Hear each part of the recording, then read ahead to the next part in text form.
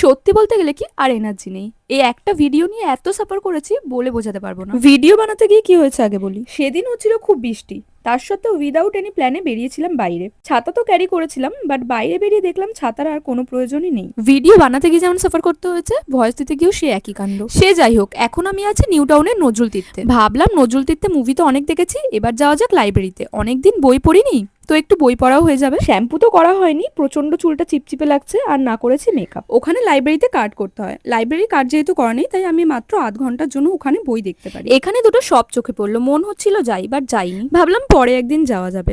ভিতরটা কিন্তু বেশ সুন্দর আর ক্লিন। এখানে জুতো খুলে সোজা চলে গেলাম লাইব্রেরির দিকে, কিন্তু আমি আছি এখন সেকেন্ড ফ্লোরে।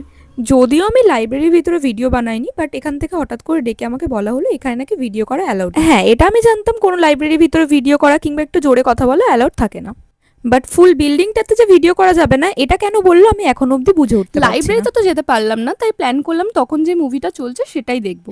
যেহেতু আমি হলে বসে তখনও পর্যন্ত জানি না যে এখন কি মুভি স্টার্ট হতে চলেছে, তাই একটু টেনশনে তো ছিলাম। অ্যাকচুয়ালি আমি পছন্দ করি থ্রিলার, হরর আর রোমান্টিক মুভি, আর এটা তো বেরালো স্যাড। লিটারালি আমার চোখে জল এসে গেছে মুভিটা দেখে। ভীষণ হাসি পাচ্ছিল, কারণ পুরো হলে আমরা ছাড়া কেউ ছিল না। তো ভিডিওটা ভালো লেগে থাকলে একটা লাইক করে দিও, চ্যানেলটা কিন্তু সাবস্ক্রাইব করতে ভুলো না। চলো বাই বাই।